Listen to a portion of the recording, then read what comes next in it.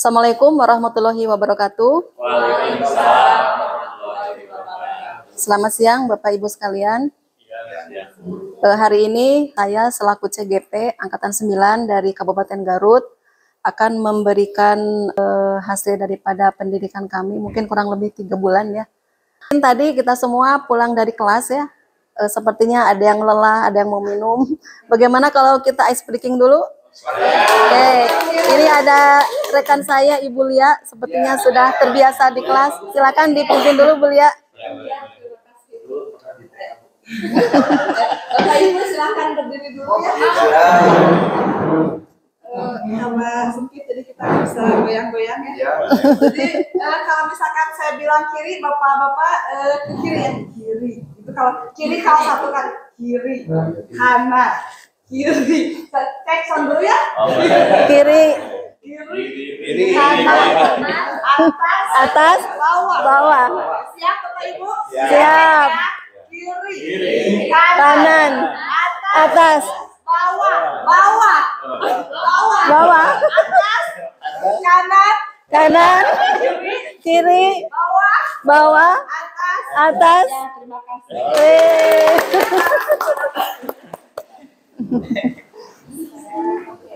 Ya, terima kasih Bu Lia yang sudah memimpin ice breaking di siang hari ini. Mudah-mudahan kita sudah mulai rileks dah dengan otot-otot kita.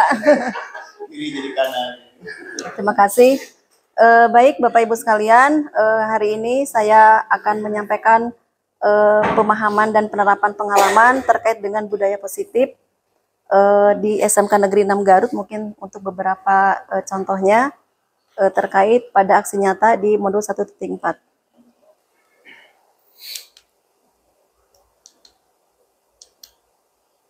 Berikutnya, ini hanya sebagai pengantar ya, kenapa kita harus menyampaikan pemahaman kita di rekan-rekan sejawat, karena kita sedang melaksanakan PGP kurang lebih 3 bulan. Ini beberapa modul yang sudah kami lalui.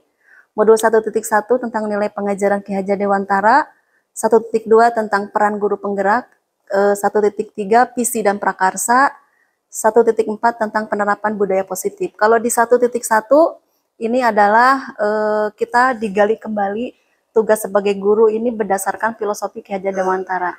Ternyata saya sendiri baru paham ya, kita punya tokoh pahlawan, tetapi selama ini kita melupakan gitu ya. Dan melalui CGP ini saya benar-benar diingatkan kembali, ternyata jasa beliau sangat besar dan teori-teorinya juga itu sangat masih relevan untuk saat ini gitu ya. Dan tentunya mungkin di PGP ini pemerintah bagus, di 1.1 ini salah satu kurikulum yang disampaikan di program pendidikan guru penggerak ini. Harus atau wajib diketahui oleh guru ya. Ini basicnya tuh di sini ya. Kita benar-benar digali bahwa mengajar tuh seperti apa. Kalau kita mempergunakan konsep PKHD, kita benar-benar terpanggil, tergari, oh ternyata mengajar tuh seperti itu. Ini. Kedua ini nilai dan peran, ternyata kita sebagai guru itu sesuai dengan standar kompetensi pendidik, harus kompetensi sosial, pedagogik, kemudian profesional, dan akademik. Yang akademik mungkin ini tergantung masing-masing ya. Yang ketiga ini harus dikembangkan kita mungkin secara mandiri, baik mandiri individu maupun oleh sekolah. Nah ternyata seorang guru penggerak juga dia mempunyai standar kompetensi lagi, yaitu dituangkan dalam bentuk nilai dan peran guru penggerak. Salah satunya itu kolaborasi, kemudian inovatif. Jadi guru penggerak itu harus kerjasama. Jadi nggak boleh kerja sendiri ternyatanya, karena punya tujuan bahwa guru penggerak nanti menggerakkan sekolahnya.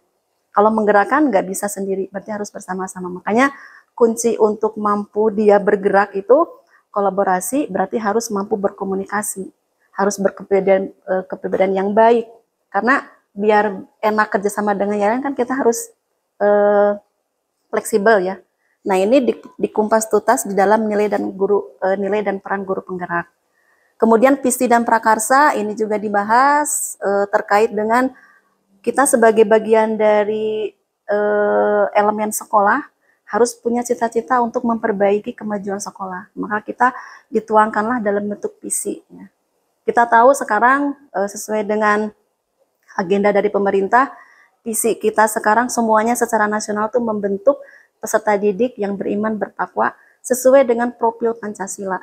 Dan dalam profil Pancasila itu yang berjumlah 6 dimensi sangat lengkap semuanya ya. Dari keagamaan, dari intelektual, sosial, sampai ke kecakapan berkomunikasi, sampai ke kecakapan literasi itu dibahas. Nah, jadi ini memang PR bagi kita semua, bagaimana agar siswa-siswa kita itu nanti menjadi lulusan yang mempunyai karakter profil pelajar Pancasila. Nah, baru yang 1.4, karena ini ada seperti best practice, praktek kita di lapangan menghadapi anak terkait dengan kedisiplinan, maka wajib disampaikan kepada rekan sejawat. Maka hari ini kita semua mungkin, ya kalau tadi mungkin menurut Pak Yayan diskusi atau sharing ya, sama mungkin ya, karena secara pengalaman kita sudah sering di lapangan berinteraksi dengan anak. Nah, mungkin kalau sekarang menghubungkan antara di lapangan yang udah kita laksanakan dengan teori sesuai dengan yang ada di dalam teori disiplin positif. Nah, itu mungkin ya latar belakangnya. Berikutnya, karena kita terkait budaya positif, mungkin saya menyampaikan dulu pengertian ya, pengertian ini. Di sini bahwa budaya positif itu adalah nilai-nilai positif yang diterapkan di sekolah untuk menumbuhkan motivasi intrinsik dari siswa yang bertanggung jawab dan berbudi pekerti. Jadi ini sepertinya sebuah proses yang panjang ya. Jadi kita harus mengkondisikan sekolah ini agar bernuansa positif ya. Karena di sini juga budaya ya. Kalau budaya itu ketika kita mau mulai daripada masuk gerbang, udah kerasa nih, oh di dia mah disiplin, oh di dia mah ramah, oh di dia mah bagus pelayanannya. Saya masih ingat dulu ketika kita ada tamu dari luar, ketika ada penilaian mutu ya. Kita mau tahu sekolah itu baik atau tidak, kita rasakan mulai masuk gerbang. Apakah orang yang di depan senyum? Apakah ketika jalan kita ada bertemu dengan salah satu guru, dia menyapa, "Bade ka mana? Mau kemana?" Nah, itu saja indikatornya pertama. Berarti kalau sudah ada sambutan seperti itu, berarti ke bawahnya, ke dalamnya itu sudah mengindikasi sudah bagus.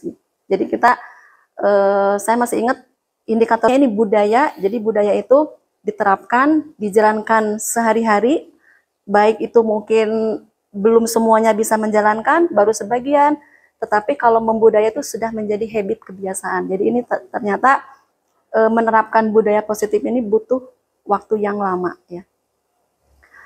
Kalau untuk siswa bagaimana nih? Pada siswa itu adalah sehingga siswa itu muncul motivasi intrinsik ya. Jadi kalau intrinsik itu tidak ada paksaan dari luar, dari dalam. Cuma di sini ketika kita menuntut siswa agar intrinsiknya muncul, harus banyak rangsangan dari luar ya.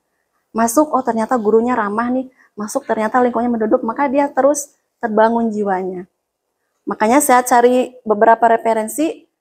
Motivasi intrinsik adalah motif-motif yang menjadi aktif atau berfungsinya sehingga tidak perlu rangsangan dari luar, karena dari dalam diri individu sudah ada dorongan untuk melakukan sesuatu. Jadi di sini motif-motifnya tuh menjadi aktif. Jadi sebenarnya orang tuh bahan untuk menjadi baik tuh banyak ya. Karena lahir kan semua bersih bayi ya.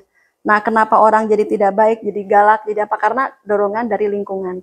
Nah, ini siswa agar termotivasi intrinsiknya terbentuk, berarti motif-motifnya itu biar aktif ya, maka lingkungan kita harus mendukung. Jadi lamun mah kasentuh sensornya bagus ya, nah berarti dia tumbuh gitu ya. Nah, berarti memang sekolah semua segmen ya, semua elemen itu harus mendukung terhadap terbangunnya intrinsik siswa ya. Jadi kalau sudah ada elemen-elemennya, berarti dia kan otomatis nanti akan terbangun ya. Nah, beda dengan ekstrinsik adalah motifnya bisa aktif dan berfungsi karena adanya perangsangan dari luar. Kalau tadi mah hatinya terpanggil karena dia melihat ini terpanggil. Kalau ini mah ada dorongan dari luar, bisa dipaksa, bisa diajak, bisa disuruh gitu ya. Nah, ini mungkin dari pengertian ini. Nah, ada 2 indikator untuk melihat bahwa siswa itu sudah melakukan atau melaksanakan budaya positif. Dia mempunyai sikap tanggung jawab dan berbudi pekerti ya. Jadi tanggung jawab itu dia apa yang dilaksanakan dia bisa konsekuensi, dan berbudi pekerti ini sepertinya udah akumulasi ya. berbudi pekerti itu kan merupakan output ya. Jadi kalau orang ramah, sopan, berarti budi pekertinya bagus. Tapi kan agar ramah dan sopan butuh waktu yang panjang. Dia tahu ilmunya, dia mengerti, mengaplikasikan, dan konsisten gitu. Jadi ini indikatornya bahwa kalau di sekolah anak-anak ini sudah melakukan budaya positif, berarti kelihatan tanggung jawabnya dan kelihatan budi pekertinya. Nah, kalau budaya positif sudah berjalan di sebuah sekolah, maka ini merupakan bagian dari mutu sekolah. Karena ini mutunya itu adalah, iya sekolahnya bagus ya, mutunya bagus, berarti budaya positifnya sudah berjalan. Ya, itu. Maka upami bada iya mutuna bagus ya sekolah iya. Kalau jelek, berarti salah satunya budaya positifnya belum berjalan gitu ya. Nah tentunya kalau budaya positif banyak ya, tapi kalau yang dibahas di program ini mungkin terkait dengan budaya positif ke siswa ya. Nanti kalau mungkin budaya positif bagi guru, bagi pimpinan, mungkin ya bagi staf TU itu ada lagi mungkin ya. Ini mungkin. Berikutnya, nawi deh kan di bawah ya. Nah, budaya positif yang ada di sekolah akan membantu pencapaian visi sekolah. Untuk mewujudkan visi sekolah, peran guru merupakan ujung tombak peningkatan kualitas pendidikan di sekolah, yaitu memegang peranan sangat penting. Nah, karena tadi siswa itu dia hanya akan mendapatkan rangsangan agar motif-motif di dalamnya aktif, maka ini ternyata yang menjadi tugas utama adalah peran guru di sini. Tentunya kalau peran gurunya bagus, menjalankan budaya positif, ini akan membantu terhadap pencapaian misi. Misalkan visi kita sekarang kan mewujudkan peserta didik yang iman, cerdas, kemudian kreatif, gotong royong, dan mampu bersaing secara global. Itu mungkin kurang lebih ya kalau visi. Nah kita kalau budaya positif dijalankan di semua segmen yang ada di SMK, mungkin tujuan-tujuan yang ada di dalam visi itu akan tercapai. Maka siapa yang akan menggerakkan? Tidak ada lain adalah guru sendiri. Jadi fokus utamanya di guru. Itu mungkin ya. Nah kemudian ini konsep kunci budaya positif.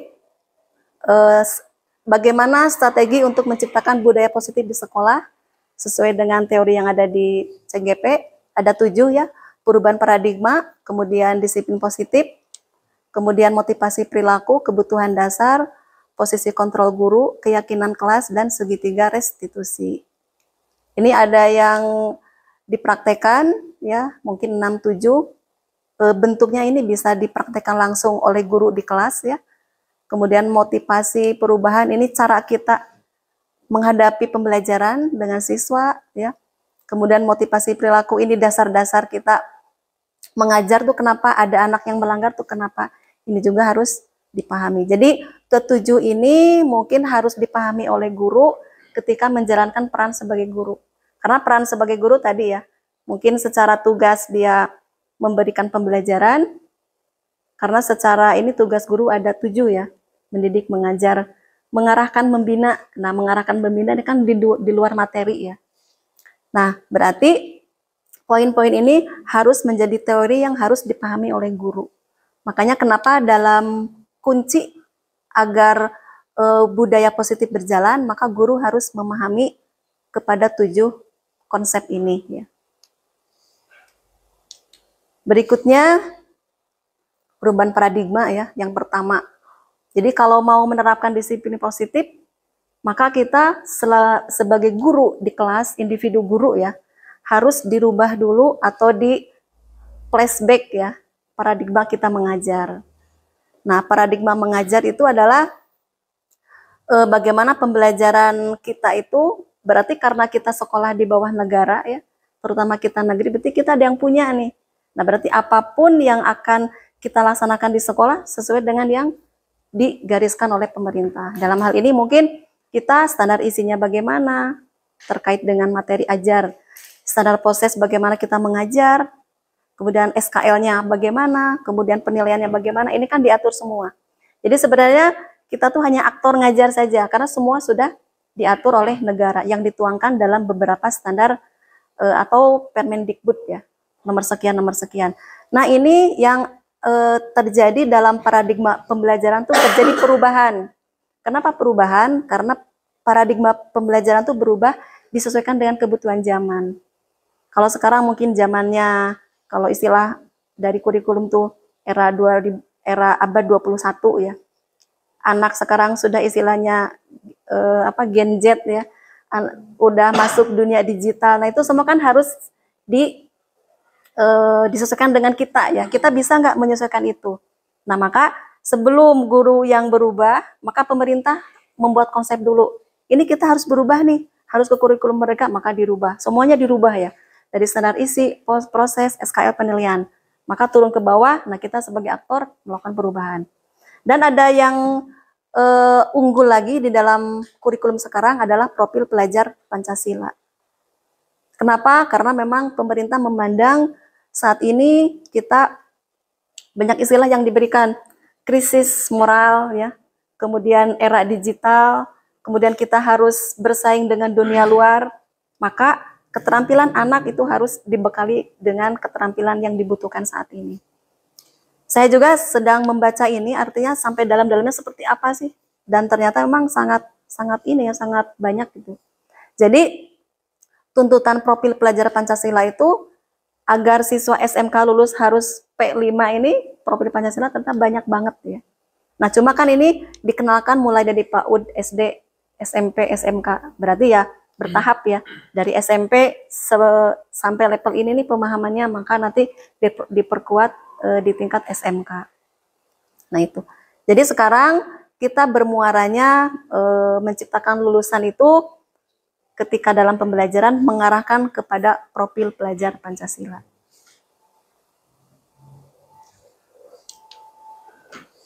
Berikutnya miskonsepsi tentang teori kontrol ya. Artinya ini kita di pembelajaran, tadi disampaikan di awal, selain memberikan materi kan kita punya kewajiban mengarahkan anak mendidik ketika anak ada melakukan indisipliner atau pelanggaran dan sebagainya. Nah, ternyata konsep-konsep yang dulu yang kita sudah dipahami di awal itu terjadi pergeseran karena memang dirasa kaku, dirasa sudah tidak sesuai, atau ini kalau saya lihat itu lebih kepada psikologi ya, psikologinya yang berubah. Misalkan ini dulu teorinya itu adalah stimulus respon tentang dunia ya. Kalau sekarang mempergunakan teori kontrol. Realitas atau kebutuhan kita sama, ternyata kita berbeda ya. Jadi kalau ada anak yang melanggar, kita selalu memberikan pemikiran bahwa kamu harus datang jam 7. Oh iya, saya udah datang jam 7, anak terlambat. Kita kan taunya terus dikasih sanksi saja ya, tanpa tahu apa kejadian yang sebenarnya ketika dia datang ke sekolah lebih 30 menit. Apakah dia membantu orang tua, pas ditanya ternyata orang tuanya jualan, jam 4 dia udah bangun, membantu dulu. Nah, itu kan berarti keadaan kita tuh berbeda ya. Nah, ini makanya ketika menghadapi anak yang bermasalah, tidak langsung dijudge, kamu salah Kak, tapi ditelusuri dulu, sabab musababna gitu ya. Kemudian semua orang melihat yang sama, setiap orang memiliki gambaran yang berbeda. Ya kayak kita melihat gambar, sekarang kan sering ya mengecek ketelitian kita, konsentrasi kita, ada gambar mirip-mirip siluet, silakan tebak gambar ini. Menurut ini cewek, menurut ini nenek-nenek, ya menurut ini anak. Nah itu kan jadi memandang persepsi ya. Itu artinya setiap orang memiliki pandangan yang berbeda. Itu harus diakui oleh kita ya. Jadi anak berbeda-beda, rekan juga berbeda-beda. Kita harus ini. Kalau kita memandang harus yang sama kan nanti larinya debat, larinya konflik ya. Karena kita memaksakan pandangan kita sama. Kemudian mencoba mengubah orang agar berpandangan sama dengan kita.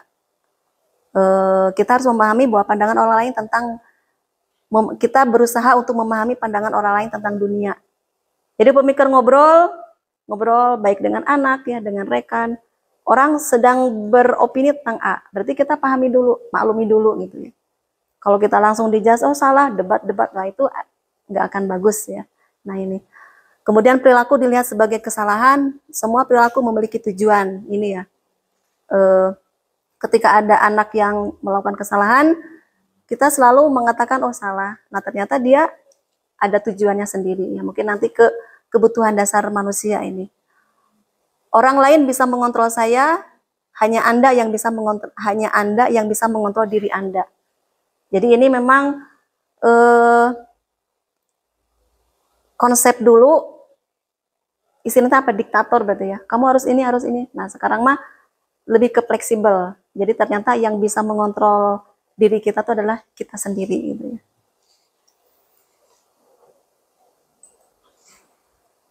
Kemudian pemaksaan pada saat bujukan gagal harus ini tidak boleh dipaksa ya. Maka kita adakan kolaborasi. Kemudian model berpikir menang kalah, maka kita harus berpikir sekarang model berpikir menang-menang. Nah itu. Jadi pandangan-pandangan dulu berdasarkan psikologi saat ini sudah bergeser, berubah karena memang psikologi orang berbeda, berkembang ya. Yang dibacanya juga beda, ilmu terutama ini diawali dengan perkembangan ilmu dan teknologi. Kalau dulu kan misalkan untuk melihat di dalam usus itu apa, nggak bisa ya. Ronsen, nah sekarang kan bisa ada kamera kecil masukin aja ke usus. Nah itu kan udah perkembangan teknologi. Berikutnya ini disiplin positif. Yang kedua ya, tadi paradigma. Kemudian disiplin positif tentunya ke pengertian dulu ya. Ini adalah suatu cara penerapan yang bertujuan untuk menumbuhkan kesadaran serta memberdayakan peserta didik tanpa ada imbalan dalam bentuk penghargaan, ancaman atau hukuman ya. Jadi ini di sini ada menumbuhkan kesadaran. Jadi cara penerapan disiplin, misalkan kita sekarang berbicara di sekolah nih, bagaimana menerapkan disiplin di sekolah itu agar bertujuan untuk menumbuhkan kesadaran. Maka kalau seandainya ada anak yang masih melanggar, berarti harus kita terima dulu, kita treatment dulu. Nah, tapi yang jelas kunci yang harus kita pakai adalah lingkungan kita itu harus benar-benar menumbuhkan. Jadi banyak media-media baik itu berupa sistem ya, berupa lingkungan yang bisa menumbuhkan anak agar dia menjadi disiplin. Kalau di kelas, udah masuk kelas, oh ternyata ada peraturan nih. Kalau dibuka sepatu berarti harus konsisten terus. Ya. Nah maka dia kalau sudah ada tumbuh, nanti kan sudah menjadi kebiasaan. Nah ini yang diharapkan dalam disiplin positif. Tentunya dengan adanya nanti anak disiplin, ini tidak ada imbalan, bukan karena imbalannya, bukan karena ada reward, bukan karena ada hukuman, tapi dia benar-benar melalui kesadaran. Ini. Nah itu makanya yang disebut dengan disiplin positif. Nah ini sebagai pendidik, kita menciptakan peserta didik yang memiliki disiplin diri sehingga mereka berperilaku mengacu kepada nilai-nilai kebajikan universal. Sama dengan yang tadi ya, intrinsik. Jadi kebajikan universal itu kebajikan yang bisa diterima semua, tidak memandang suku ya, memandang agama. Kalau sekarang kan mungkin di sini kalau saya lihat untuk agama nggak banyak ya, mungkin ada 1-2. Paling yang banyak itu background daerah. Ya. Kemudian kita di sini masih Limbangan itu masih daerah-daerah banyak tokoh agama ya, tokoh agama. Nah berarti nilai-nilai kebajikan itu misalkan begini, kemarin saya ada mendengar salah satu ini bahwa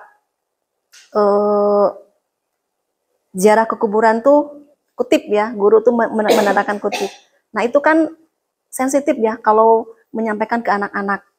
Sedangkan di kita tuh anak-anak banyak yang sering melakukan itu dari latar belakang keluarga.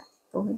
Nah itu nilai-nilai yang harus diterapkan ke kita itu harus benar-benar kalau dari segi ras kita tidak banyak masalah ya, dari segi agama cuma dari background lingkungan dan keluarga. Atau istilahnya muatan lokal di daerah gitu ya. Nah ini nilai kebajikan artinya imah naonnya seperti kita bisa mencontoh ke sini, ini loh yang sudah diterapkan nilai kebajikannya itu sehingga bisa sesuatu yang heboh gitu ya, menjadi terkenal, paten, permanen dan bisa dipakai sepanjang masa selagi belum ada perubahan. Ini mungkin kalau sekarang Indonesia sedang fokus apapun terhadap pelajar profil Pancasila. Ini. Mungkin kalau dulu ada ini ya, primary years program keterampilan life skill hidupnya ini artinya Ini hanya sebagai contoh bahwa nilai-nilai ini ketika sudah diterapkan sehingga menjadi nilai yang semua orang tuh tahu. Jadi ingke seperti siga nama profil Pancasila selagi belum ada apa-apa dari pemerintah, artinya belum ada perubahan, sudah menjadi kosakata sehari buat anak ya. Duh, anak harus inovatif ya, anak harus kreatif ya. Jadi kita di kelas juga sebagai guru harus mengarahkan ke sana ya. Misalkan pembelajaran yang inovatif seperti apa, harus hal-hal kecil pun disentuh melalui yang ada di dalam sub-sub elemen di dalam profil Pancasila gitu. Jadi nanti anak-anak sudah terbiasa. Kalau di TK kan pakai yel, pakai tepuk tangan ya, tepuk profil Pancasila misalkan gitu. Jadi sudah menjadi non trademark gitu ya, maksud saya tuh gitu. Nah ini mungkin sekarang belum ya, belum. Nah itu mungkin itu artinya salah satu contoh nilai kebajikan. Kemudian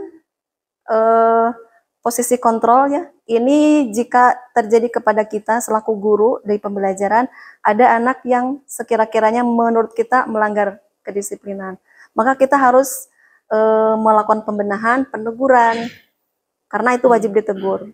Nah cuma kita sering di posisi yang mana?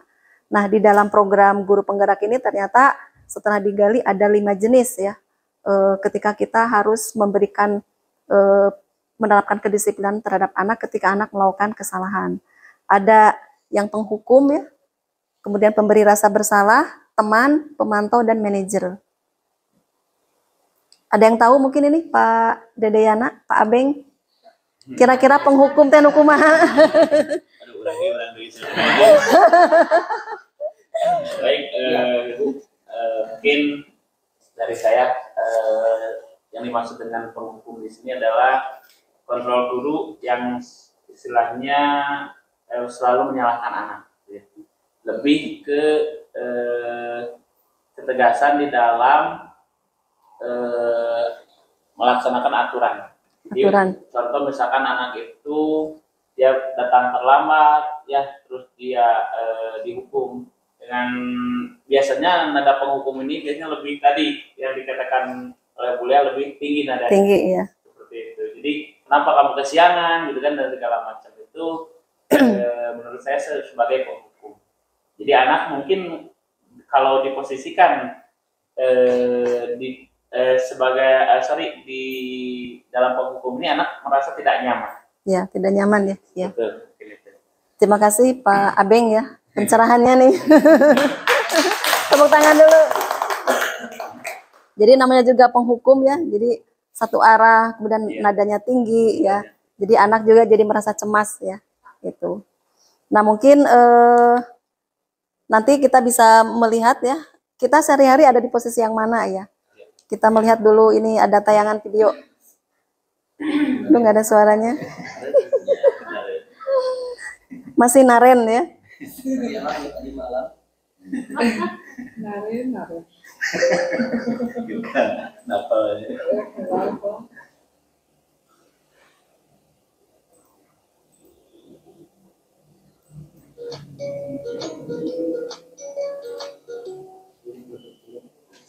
Kemananya? Kadianya bisa aja? Dalam penerapan disiplin positif restitusi. Di mana? Oh iya. Adalah 5 positif kontrol.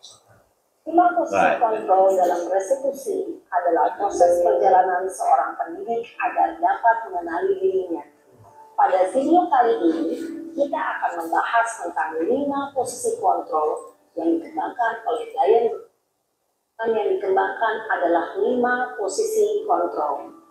5 posisi kontrol dalam restitusi adalah proses perjalanan seorang pendidik agar dapat Mengenali dirinya. Pada video kali ini, kita akan membahas tentang 5 posisi kontrol yang dikembangkan oleh Diane Gosson dan contoh penerapannya.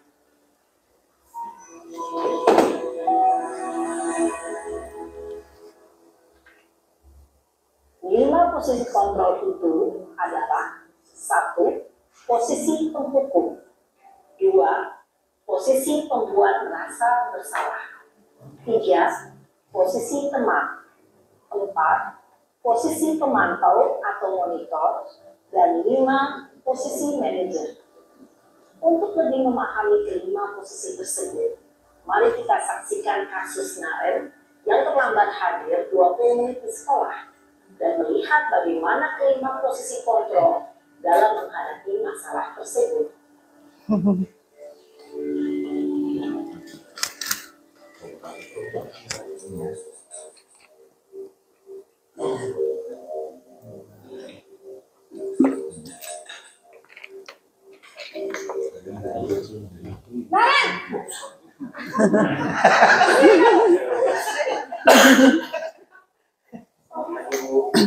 Selalu terlambat.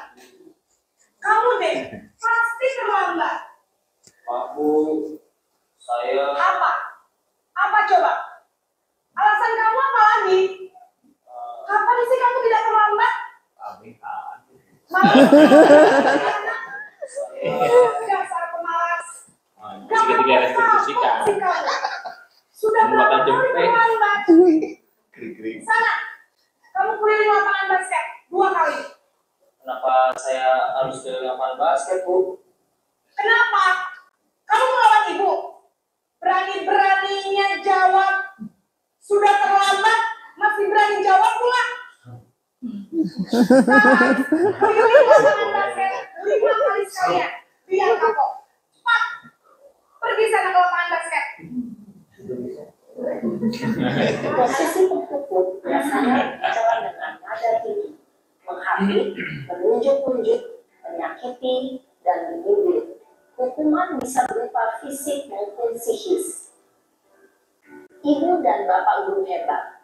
Dampak yang terjadi pada murid ketika guru berada pada posisi penghukum adalah murid cenderung akan memberontak, bahkan menyimpan dendam. Nah, dendam. Buahnya ada dendam. Naren.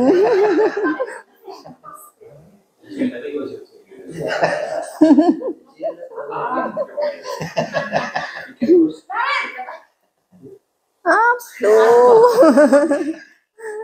Selamat pagi, Bu. Naren. Kamu kenapa terlambat lagi, nak? Ya Tuhan, Naren. Kamu terlambat lagi. Nanti ibu yang ditegur bapak kepala sekolah, nak. Disangka ibu tidak bisa membina kamu. Duh, gimana ini? Maaf, Bu. Duh, Gusti Naren. Kamu suka ya kalau ibu ditegur bapak kepala sekolah? Terus, sekarang ibu harus tulis apa yang di buku absen? Ini kamu sudah sering terlambat loh. Ibu harus apa coba? Maaf, Bu. Maaf sekali. Ya sudah, lain kali jangan bikin ibu susah lagi anak ya. Ibu tidak akan kuat lagi kalau kamu begini terus. Bisa jantungan kalau ibu ditegur bapak kepala sekolah. Sana cepat kelas. Maaf ya, Bu. Maaf sekali. Posisi membuat rasa bersalah, berbicara dengan nada tenang, cenderung lembut. Namun kata-kata yang diutarakan membuat murid merasa menjadi orang yang gagal, memandang buruk dirinya sendiri, merasa tidak berharga, Sungkun. Ketika guru mengambil posisi membuat rasa bersalah, murid akan menganggap dirinya yang bersalah dan ia akan menyimpan emosinya yang tersembunyi dalam dirinya. Posisi teman.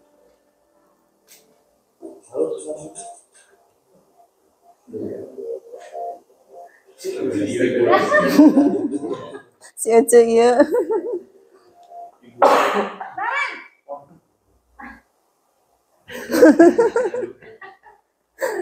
Selamat pagi, Bu. Wah, sudah jam berapa ini, Nak? Semangat lagi.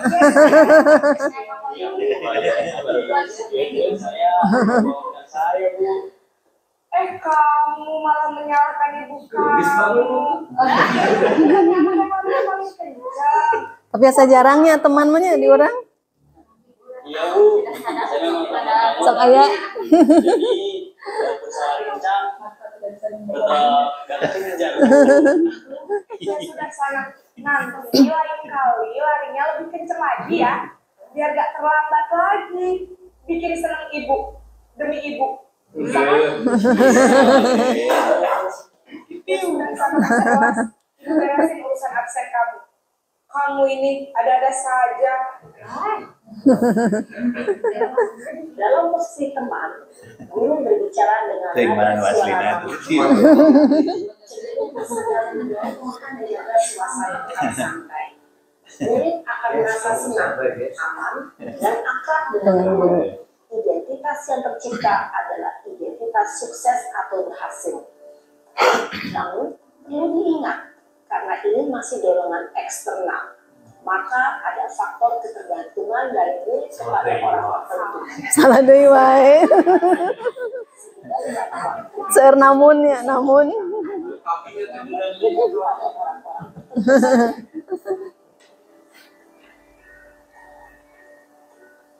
Dua deui. Pemantau.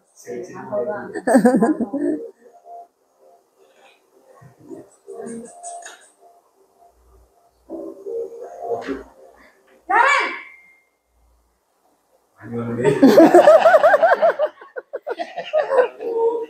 Naren, apa peraturan sekolah kita? Kuliah mah Berapa kita harus kamari ya sa di dinten ngadang naren. Pagi Ebi naren. jam 7.20? Naren sudah tahu konsekuensinya jika terlambat hadir.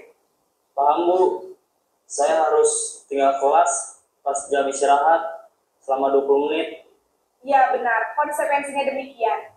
Jadi nanti jam 9.30 pas istirahat, kamu harus tinggal di kelas, kerjakan tugas tambahan untuk ketertinggalan kamu, ya. Baik Bu. Posisi pemantau mengandalkan penghitungan atau data untuk mengontrol murid. Guru mengarahkan murid berdasarkan peraturan dan konsekuensi. Seorang pemantau menunjukkan bahasa tubuh dan ekspresi wajah yang datar dan cenderung formal. Manajer.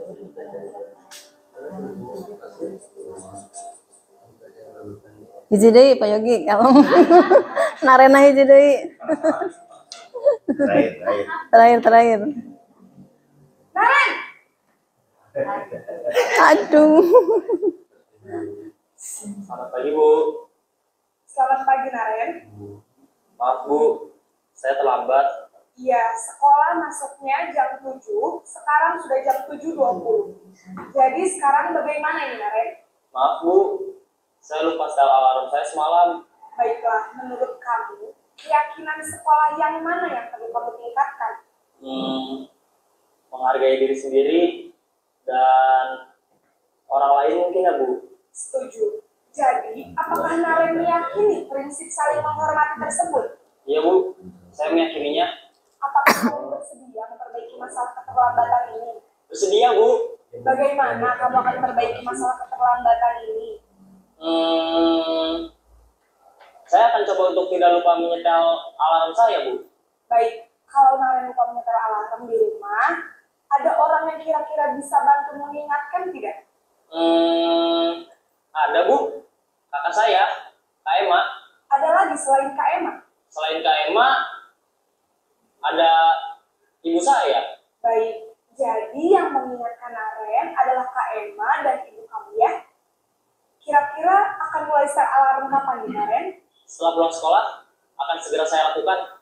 Baik, jadi Naren akan setel alarm untuk bangun besok pagi dan akan diingatkan oleh kakak dan ibunda Naren ya. Ada lagi yang mungkin perlu dilakukan Naren agar tidak terlambat bangun lagi. Tidak ada Bu. Baik Naren, terima kasih untuk kerjasama kamu. Sekarang kamu perlu kembali ke kelas untuk belajar. Baik Bu, terima kasih. Posisi manajer adalah posisi kontrol yang disarankan untuk membimbing murid memiliki sikap disiplin yang positif, yaitu murid yang mandiri, bertanggung jawab, dan dapat memecahkan masalah. Tujuan dari posisi ini adalah agar murid dapat berefleksi atas tindakannya, Guru akan dengan tulus memberikan pertanyaan-pertanyaan bermakna, sehingga membuat murid dapat belajar dari kesalahannya dan mencari sebuah solusi untuk menyelesaikannya.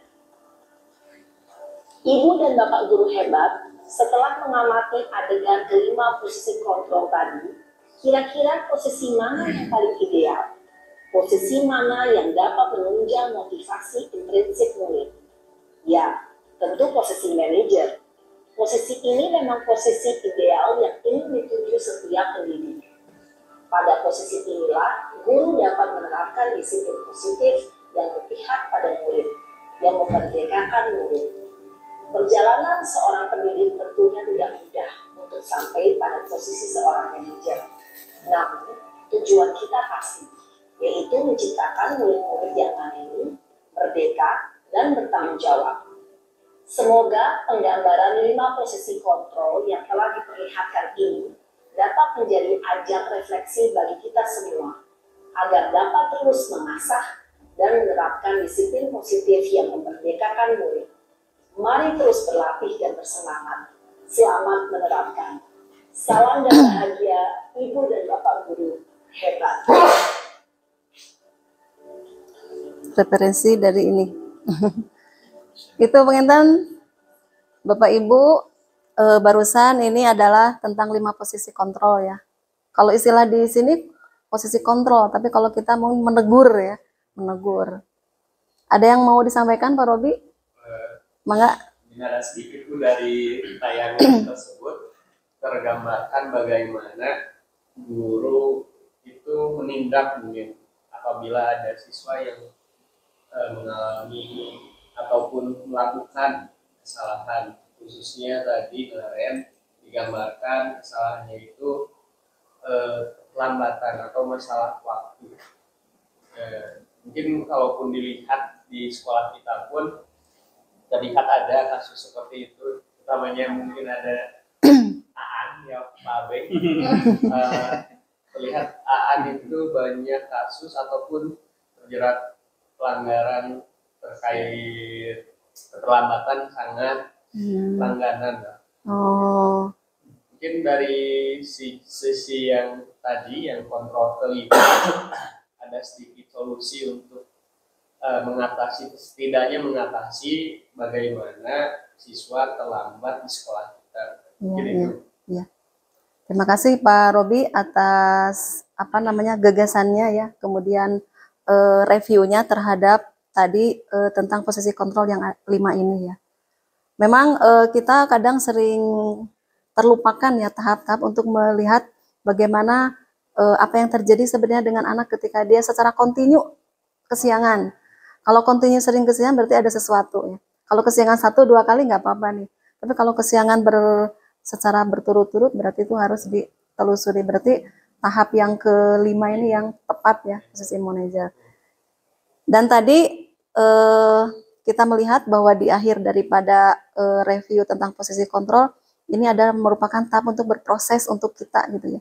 Jadi sebenarnya kita nggak bisa langsung jadi guru nih udah baru 2 tahun langsung menjadi yang tahap nomor 5 ya. Mungkin kita pernah ngalamin di tahap manajer, penghukum ya. Mungkin karena sekarang udah tahu nih ternyata seperti ini penghukum itu, kita beralih ke sini. Oh ternyata ini ada kekurangannya, beralih kita ke sini dan ya ini mah berproses melalui tahap ya. Pengalaman kita di lapangan mungkin dan saya lihat memang ketika melihat anak itu ini ya banyak behind gitu ya. Saya kemarin melakukan keyakinan kelas aja. Anak yang memang kurang rapi, kurang ini, ketika dibawa ke depan, silakan kamu ke depan nulis. Terus itunya kan nggak rapet, ambil sendiri.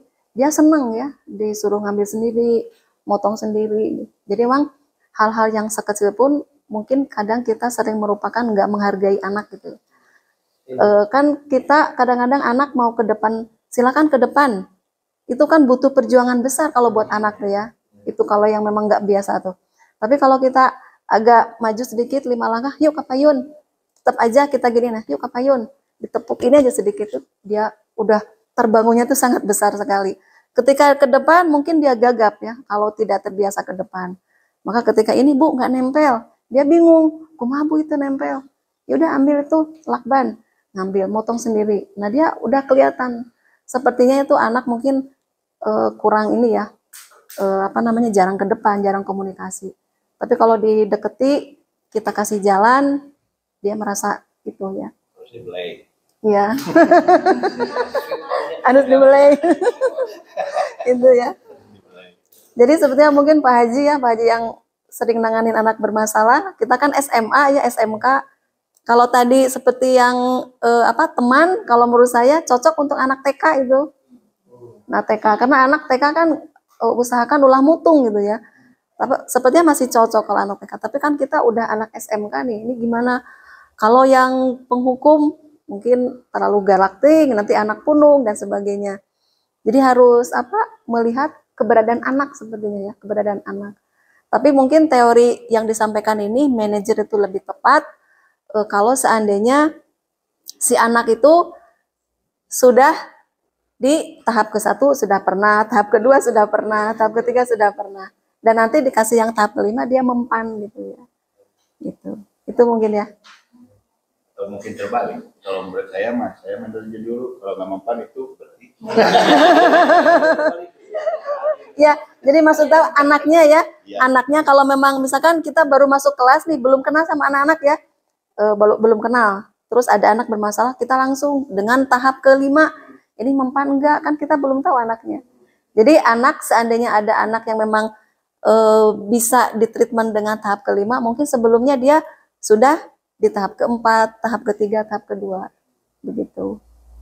Ya kalau kita sendiri memberikan perlakuan, kalau nggak mempan ya kayak tadi kayak Pak Yayan ya, ke muter gitu ya, muter. Mangga Bu. Memang kan di SMK ini anaknya luar biasa, beda-beda karakternya. Iya. Jadi yang saya lihat nggak semuanya dewasa Bu. Jadi kalaupun kita langsung ke manajer, anak itu tetap nggak mempan itu karena memang dia merasa dirinya masih kayak pengen diajak jadi teman, pengen diajak jadi kayak gitu dulu Bu. Kayak pernahnya misalkan kalau misalkan anak diajak dewasa, ini kan kursinya harus begini, harus lurus, harus bagus gitu. Itu tuh nggak kayak gitu Bu. Jadi harus diajak kayak bermain-main dulu gitu untuk anak itu bisa lurusin tempat duduknya. Kamu nih kayak anak TK, Sofi main ibu di garis-garis bareng-bareng, nah, dia mau kayak gitu. Tapi kalau kita langsung ke manajer, nah anak itu kayak nggak masuk gitu. Berarti ini mungkin harus diterapkan, harus dicoba begitu. Terus yang naik penghukum juga pernah saya coba kan, kayak misalkan kalau anak itu disiplin bajunya kan keluar terus. Kalau kita nggak hukum, kamu kalau ngeluarin kalau bajunya keluar up sekali. Jadi pas ketemu tuh ibu setiap kali gitu. Jadi terus terusan jadi dia masukin gitu. Jadi kadang penghukum itu bisa jadi solusi juga Bu. Iya. Iya, penghukum misalkan tadi kayak baju. Kalau misalkan Ibu Rina mempunyai komitmen dengan anak-anaknya, pokoknya anak harus masuk ini. Tapi kadang anak lupa. Aduh nanti ada Bu Rina nih, masukin lagi gitu ya. Udah 2 jam keluar lagi, nanti ada Bu Rina, masukin lagi. Tapi kalau seandainya itu nanti terus menerus, Bu Rina juga mungkin konsisten ya, bisa juga kan tadi lingkungan ya, harus menjadi budaya dulu. Tapi kalau sudah misalkan nanti anaknya udah sadar, maksudnya karena dorongan dari luar, tapi dia terus continue, Ibu Rina juga konsisten memantau, bisa menjadi kebiasaan gitu ya. Bisa lamun ieu mah dina agama mah sadar gitu ya, kabuka hatena gitu. Itu. Jadi mungkin menurut Bu Rina yang tadi, berarti yang ini juga bisa diterapkan, tapi tergantung anak ya, tergantung anak. Karena background anak kan berbeda-beda ya. Jadi pemidina pembelajaran mah berdiferensiasi. Nah ini juga sama mungkin ya. Kita ketika ada dalam satu hari, kita menemukan 4 anak bermasalah nih. Yang satu langsung pakai ini cocok. Tapi yang nomor 2 ternyata nggak bisa pakai ini. Nanti mundur ke keempat, ketiga, kedua.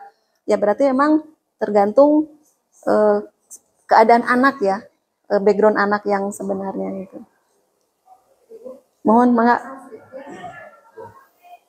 Yang saya rasakan sekarang di SMK alhamdulillah dengan adanya sekolah pagi. Jadi tahap demi tahap itu ada perubahan gitu. Alhamdulillah. Jadi mungkin tinggal konsekuensi kitanya dengan gurunya yang tiap pagi konsisten.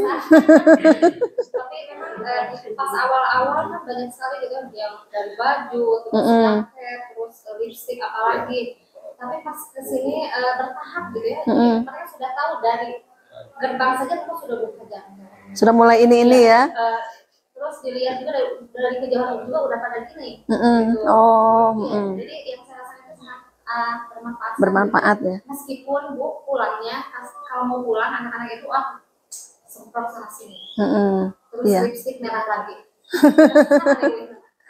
Iya. tapi yang minimal mungkin ada terus pengingat jadi ya nuhun Bu Neng, berarti mungkin yang ditemukan oleh Bu Neng itu berarti lingkungannya dikondisikan. Apa berarti ada tim yang sapa pagi itu kan lingkungannya dikondisikan, anak yang masuk gerbang nih harus tidak ada lipstik. Ini semakin lengkap juga. Iya. Bagus. Sip, nuhun. Keprok. Iya. Nyala ya? Belum. Itu mungkin ya tentang posisi kontrol ya. Bagi guru ya. Berikutnya kebutuhan dasar manusia nih. Nah, ternyata kita ketika menghadapi anak yang bermasalah atau melakukan pelanggaran, kita tidak boleh atau bagaimana langsung menjudge bahwa anak itu salah. Berarti kita harus menelusuri ada apa nih. Kenapa anak melakukan kesalahan? Maka di sini ada kebutuhan dasar manusia. Ini juga salah satu teori yang harus dipahami oleh guru selaku guru yang berinteraksi langsung dengan murid ya. Karena ini kebutuhan dasar manusia adalah segala sesuatu yang kita lakukan untuk mendapatkan apa yang kita inginkan. Jadi semua tindakan yang kita lakukan itu memiliki tujuan tertentu, dan semua usaha terbaik yang kita lakukan adalah dalam rangka memenuhi kebutuhan dasar kita yang sudah terpenuhi dengan baik. Jadi anak ketika dia melakukan kesalahan punya tujuan ya. Anak ketika disiplin juga ada tujuan gitu. Mungkin ini tujuannya ke sana. Untuk teori kita harus paham kebutuhan dasar manusia. Ayo ada kantong narik. Nah, apa saja mungkin yang pertama bertahan hidup ya. Ini makanan pokok, pakaian, tempat tinggal. Nah, ini dari kelima ini, misalkan yang kedua kasih sayang ya. Kebebasan, kesenangan, penguasaan. Ketika kita menghadapi anak yang bermasalah atau yang melakukan pelanggaran, kita melihat jenis pelanggarannya apa ya. Misalkan anak di kelas dia itu pelanggarannya itu misalkan over, duduknya kesana sini, terus dia minta diperhatiin. Tapi dari segi keberadaan dia sepertinya orang cukup, misalkan motornya bagus ya, ini dan sebagainya. Nah, berarti ketika kita lihat ini ada apa nih anak dia bermasalah di kelas. Nah, kalau seandainya dia kebutuhan dasarnya kenapa dia melakukan pelanggaran, mungkin dia bertahan hidup tidak mungkin ya, karena secara fisik ya udah. Nah, kemudian dia kelihatan terlalu over, nah mungkin dia ada yang hilang atau pingin dia terima, misalkan rasa kasih sayang. Di sini dia pingin diterima, pingin dipedulikan, pingin berbagi, pingin kerjasama atau menjadi bagian dari kelompok ya. Mungkin dia tidak bisa ngobrol, mungkin teman di kelasnya itu bisa menguncilkan dia, nah dia langsung bersikap over ya. Nah, itu mungkin indisipliner yang dia laksanakan, tetapi dia ada sesuatu yang pingin dia cari, yaitu kasih sayang ya. Nah, ini jadi ketika kita menemukan anak bermasalah, kita ajak ngobrol, pasti nanti kita akan menemukan berarti dia ada salah satu yang pingin dia dapatkan dari kelima ini ya.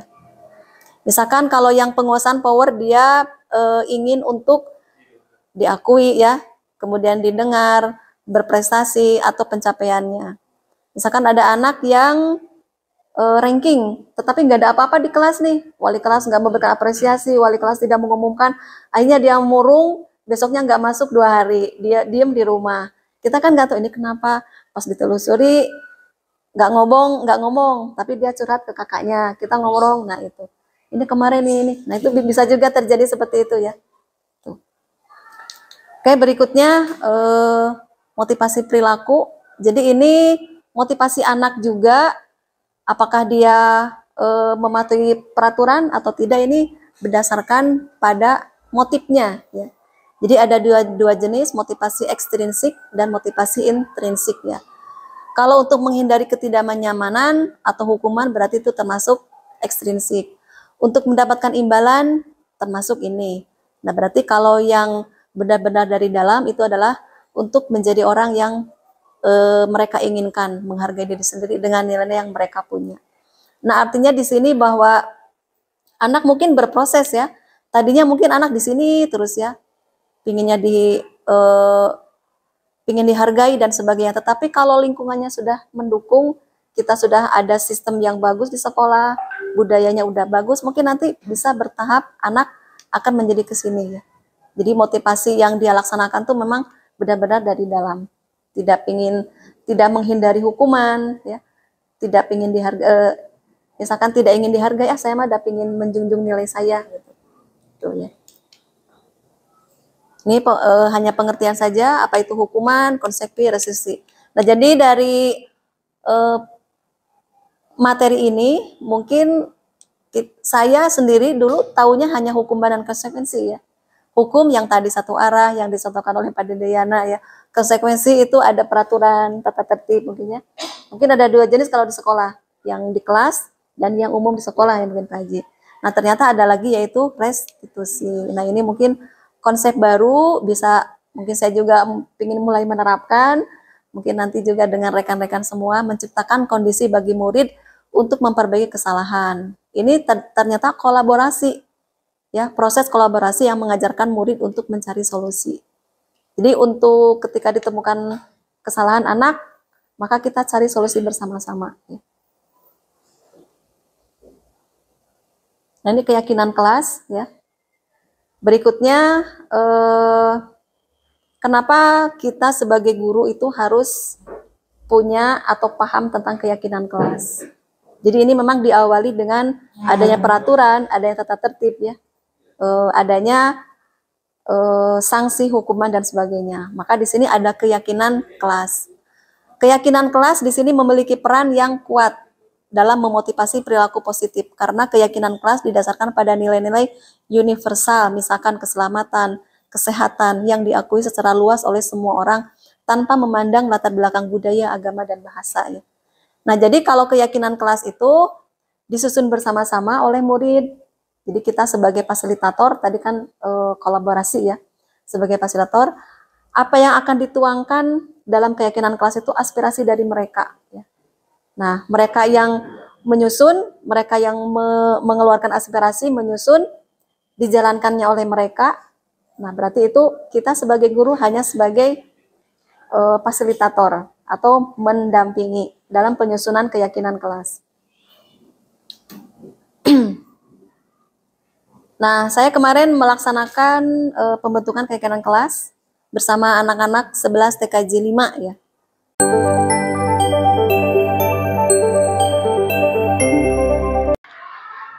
Assalamualaikum warahmatullahi wabarakatuh.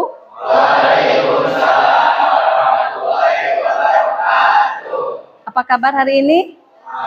Alhamdulillah, luar biasa, Allahu Akbar. Oke, terima kasih ya.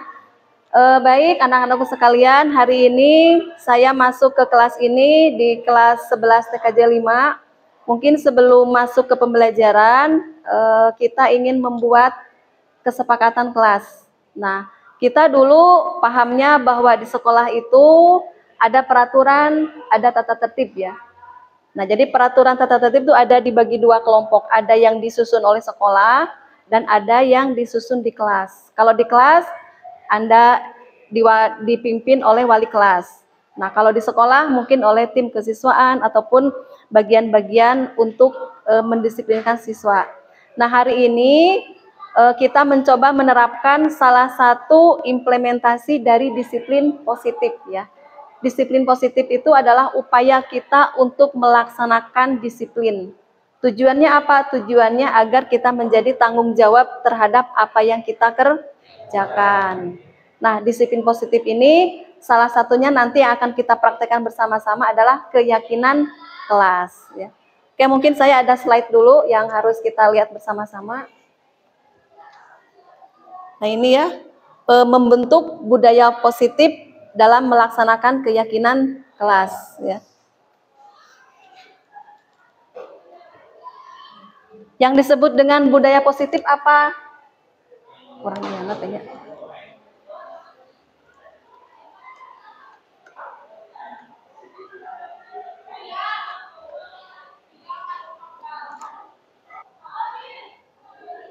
Nilai-nilai positif yang diterapkan di sekolah untuk menumbuhkan motivasi pada diri siswa yang bertanggung jawab dan budi pekerti. Ya, jadi di sini nilai-nilai positif yang ditanamkan kepada kita hasil daripada intrinsik. Intrinsik itu dari dalam ya, dari dalam sehingga nanti apa? Menumbuhkan motivasi agar siswa menjadi tanggung jawab dan berbudi pekerti. Jadi ada dua, tanggung jawab dan berbudi pekerti. Tanggung jawab itu adalah kita bertanggung jawab terhadap apa yang kita laksanakan. Berbudi pekerti itu adalah tampilan kita, output kita. Kita ngobrol halus, kita sopan ya, kita patuh, itu berarti budi pekerti Anda. Jadi budi pekerti itu output dari kegiatan kita sehari-hari. Karena kita sudah tanggung jawab, kita sudah memahami nilai-nilai kedisiplinan, maka nanti outputnya kalau itu tertanam secara intrinsik di dalam, ya, berarti itu diamalkan. Maka hasil yang diamalkan itu dalam bentuk budi pekerti. Makanya kita sering lihat, oh anak itu mah sopan, bapak itu mah baik, bapak itu mah ramah. Nah itu adalah output ya. Kenapa orang sopan, kenapa ramah? Sudah melalui proses yang panjang. Dia baca ilmunya, dia praktekkan, dia hayati, sehingga dia output keluar. Nah, maka di sini disiplin positif yang diterapkan kepada siswa itu ada dua, agar kita menjadi tanggung jawab dan kita menjadi siswa yang mempunyai budi pekerti. Nah, ini harus diterapkan di sekolah ya. Mutu dari sekolah dapat dilihat dari budaya positif yang hidup dan dikembangkan oleh warga sekolah. Maka kita sering melihat, aduh sekolah itu mah mutunya bagus. Misalkan nanti Anda mau ke kampus nih, saya mau kuliah di ITB sebab mutunya bagus. Saya mau kuliah di Unpad sebab mutunya bagus. Nah, Anda bisa melihat mutu bagus itu kenapa? Banyak indikatornya. Misalkan lulusannya kerja di mana. Termasuk Anda dulu masuk ke SMK 6 ketika SMP. Mungkin Anda punya penilaian. Oh, da mutuna kieu, oh da guruna kieu. Nah, itu penilaian. Ya. Nah, maka ini untuk mencerminkan bahwa sekolah itu bagus, maka salah satunya harus menerapkan budaya positif agar mempunyai mutu yang positif. Jadi tetap nanti outputnya mutu ya.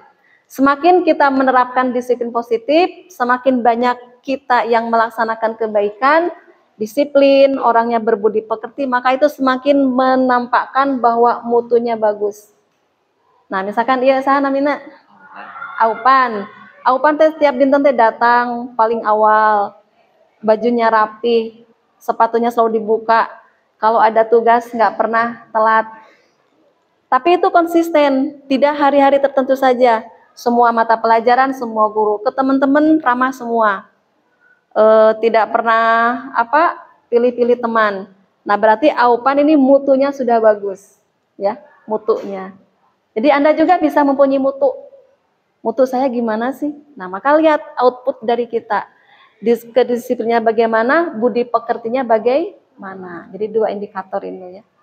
Nah, jadi disiplin positif ini sebagai cerminan dari mutu sebuah sekolah.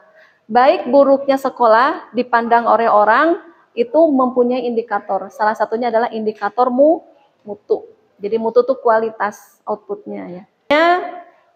Salah satu penerapan budaya positif adalah mengubah peraturan dari sekolah menjadi keyakinan kelas. Nah, iya disiplin positif salah satunya teh. Kita taunya kan peraturan ya. Aduh peraturan masuk jam 7 nih. Aduh peraturan harus pakai atribut, itu peraturan ya.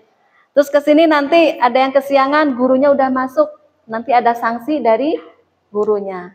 Itu peraturan. Nah, sekarang agar bisa dijalani oleh semuanya dan nanti Anda menjalankan peraturan itu secara intrinsik dari dalam, ya. Jadi tidak ada terpaksa, tidak ada siun menjalankan tuh. Maka ada konsep baru yang disebut dengan keyakinan kelas, ya. Keyakinan kelas ini adalah sifatnya universal, perlu disusun kesepakatan kelas dengan rumusan kalimat-kalimat positif. Jadi bersifat universal. Jadi kayak keyakinan kelas yang akan kita susun itu harus universal. Universal itu umum ya. Kemudian kalimatnya positif. Jadi tidak ada dilarang, tidak boleh. Kalau itu kan larangan ya, dilarang merokok, dilarang makan di kelas. Nah, kalau keyakinan kelas itu harus bersifat kalimat positif ya. Untuk setiap kelas memiliki kesepakatan kelas dan keyakinan kelas berbeda-beda. Kumaha kesepakatan di sini? TKJ 5 ketika dirumuskan keyakinan kelas, misalkan nanti menghasilkan 10 poin. Ternyata masuk ke TBSM beda lagi kesepakatan kelasnya. Itu tidak apa-apa, karena masing-masing kelas, individu siswanya mempunyai keyakinan berbeda-beda. Ya, keinginan yang harus dipatuhi bersama-sama itu berbeda-beda. Jadi itu nanti tidak apa-apa kalau berbeda ya. Nah kemudian kesepakatan keyakinan kelas disusun bersama-sama oleh siswa di dalam kelas. Jadi nanti di sini. Kemudian berikut ini adalah poster kesepakatan kelas untuk kelas 11 TKJ 5 yang telah disusun bersama. Jadi nanti akhirnya ini kita mempunyai output dari pertemuan sekarang. Kesepakatan kelas 11 TKJ 5 dalam bentuk poster, nanti minimal ditempel di sini. Berikutnya, bagaimana cara menyusunnya? Pertama, merupakan hasil diskusi dengan siswa. Nanti saya akan membagikan ini kepada Anda. Silakan Anda menulis keyakinan kelas yang ingin Anda terapkan di dalam kelas bersama-sama, yang ingin diterapkan ya. Yang kedua, setiap siswa menuliskan ide kesepakatan kelas pada kertas post-it. Ini namanya post-it. Ditempel di dinding sehingga mudah dibaca oleh semua. Nanti Anda ke depan, saya mau lihat Aupan apa sih isinya? Boleh. Nanti Anda boleh pakai nama, boleh tidak. Saya emang nggak mau pakai nama, pengen privasi, boleh. Ya. Nah kemudian semua ide dikonfirmasi ulang kepada siswa agar siswa mengalami proses dihargai pendapatnya oleh guru dan teman-temannya. Jadi nanti hasil tulisan Anda nanti saya akan konfirmasi. Apakah ini bisa disepakati? Misalkan, ya Bu bisa. Nanti poin-poinnya itu adalah dikonfirmasi kembali oleh saya.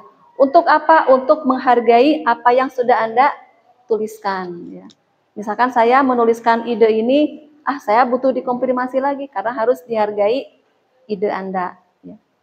Kemudian setelah disepakati menjadi sebuah komitmen, maka tulisan di post-it itu dikonversi ke dalam bentuk poster sederhana. Dari sini nanti dipindah ke dalam poster. Ini pakai apa biasanya bikinnya? Aplikasi apa? Canva di handphone kan mudah ya.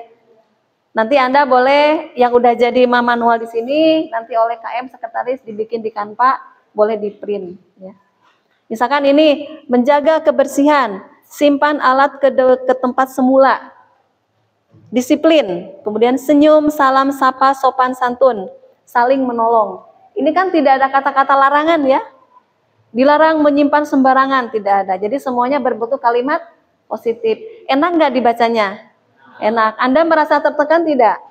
Tidak ya. Nah ini jadi enak. Kemudian ini budaya ya, tepat waktu mengumpulkan tugas. Nah, ini kalau disepakati nanti Anda ada yang menulis ini berarti disepakati untuk dijalankan, berarti ini ada nanti tepat waktu mengumpulkan tugas. Jadi semua guru mapel yang memberikan tugas berarti Anda harus tepat waktu ketika mengumpulkannya. Kemudian budaya 5R. Ada yang tahu 5R? Ringkas, rapi, resik, rawat, rajin. Ya, 5R ini silakan diimplementasikan bersama-sama di dalam kelas. Mau di sini atau mau ketika di lab praktikum. Ya. Bersikap baik terhadap teman, selalu berpikir positif, mengumpulkan tugas, kesempatan presentasi.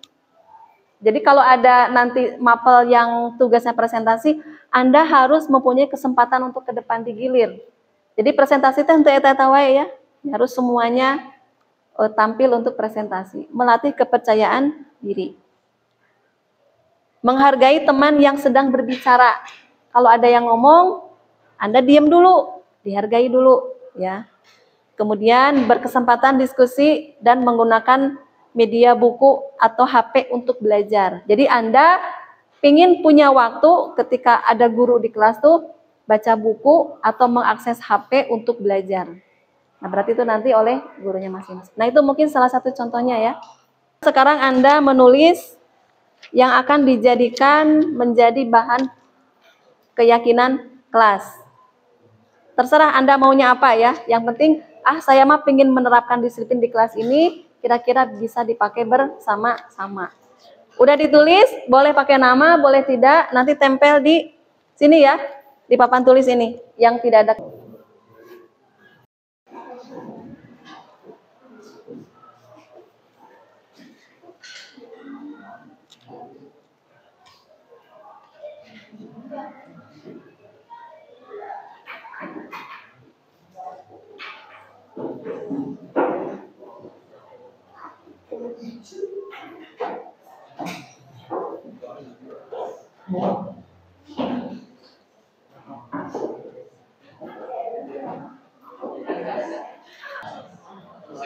Satu, 2, 3, 4, 5, 6, 7, 8, 9, 10, 11, 12, 13, 26 ya. 1, 2, 3, 4, 5, 6, 7, 8, 9, 10, 11, 12, 13, pas. Sekarang saya minta bantuan 1 KM, mana? Kita lihat ini, kita kelompokkan ya. Nanti KM disimpan di dia sapalinya. Yang pertama ini selalu membuang sampah pada tempatnya, ya. Ini bisa disepakati kalau ada peraturan seperti ini, bisa ya. Berarti selalu membuang sampah. Sok di dia simpan sampah ya. Sholat, kemudian rapikan kembali.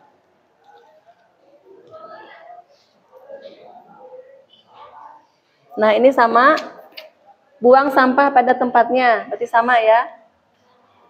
Jadi kalau ada 4 tapi sama, berarti nanti menjadi 1 poin. Ya. Tidak berisik saat belajar, membuka sepatu saat di kelas, membuang sampah pada tempatnya, melaksanakan piket kelas. Ini ada 4 ya. Nah, yang ada membuang sampah ada 1 nih. So.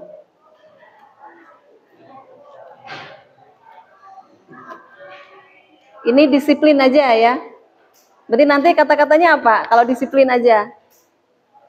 Ayo kita disiplin, boleh ya. Jadi nanti semuanya disiplin masuk, disiplin istirahat, disiplin di kelas ya.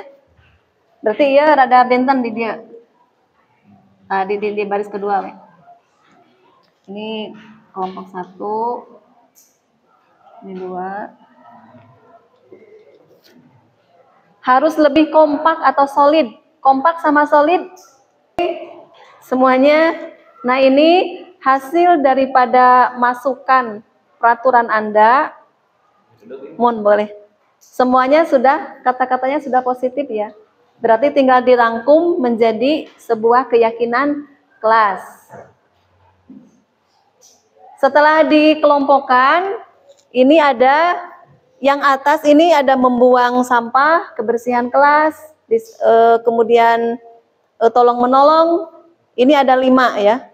Pertama, membuang sampah dalam tempatnya, buka sepatu, tolong menolong, tidak berisik saat KBM, dan melaksanakan piket. Jadi itu menjadi 5 poin.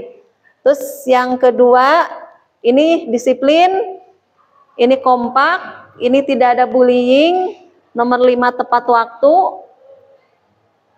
kemudian nomor 6 sholat, pada waktunya ada 2 nih, kemudian akhlak nomor 1,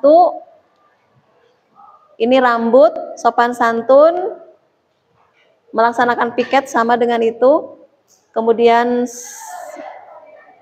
membersihkan kelas, tidak coret-coret, dan merapikan meja. Membuang sampah, ya, buka sepatu, tolong menolong.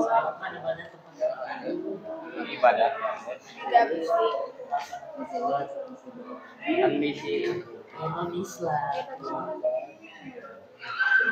Melaksanakan sepatu. Ibadah. Di dia, topang nempelkan.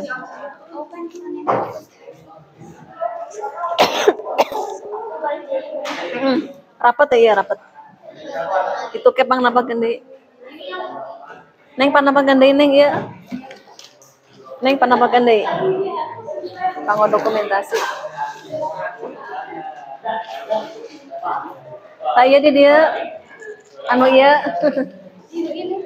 Rapet. Nah, sok. Eta didinya rapet.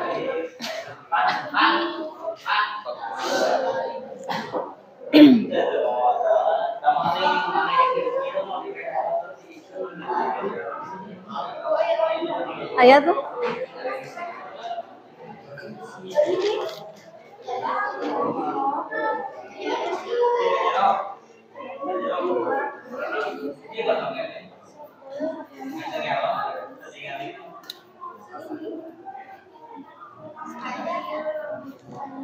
Ya.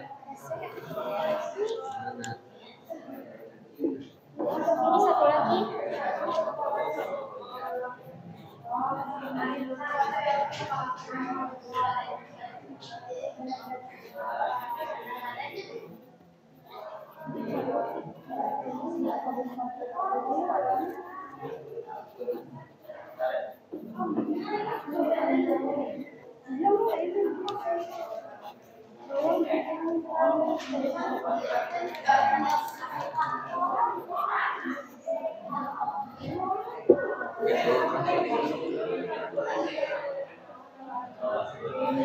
Untuk membuka sepatu sebelum masuk ke kelas, dan yang kedua membuang sampah pada tempatnya. Ketiga, tidak berisik saat pembelajaran dimulai. Tarik kemarin kan itu. Yang keempat, melaksanakan piket sesuai jadwal. Yang kelima, disiplin segala peraturan. Dan yang keenam, menjaga kekompakan kelas. Ketujuh, sayangi sesama teman dan tidak membuli. Kedelapan, masuk ke kelas tepat waktu. Dan yang kesembilan, menjaga sholat. 10. Ke-10, melaksanakan ibadah tepat waktu. 11, berperilaku sopan santun dan berakhlak mulia. 12, rambut berpotongan rapi. 13, terima kasih sudah tidak mencoret-coret meja dan merapikan kembali setelah pembelajaran selesai. Oke, terima kasih ya. Silakan duduk kembali. Jadi sudah kedengaran barusan ya, isi daripada hasil kesepakatan kelas. Itu adalah yang menyusun siapa? Anda semua. Jadi hasil rangkuman dari semuanya. Jadi keinginan Anda semuanya terakomodir ya. Nah ini sekarang disebut menjadi keyakinan kelas ya.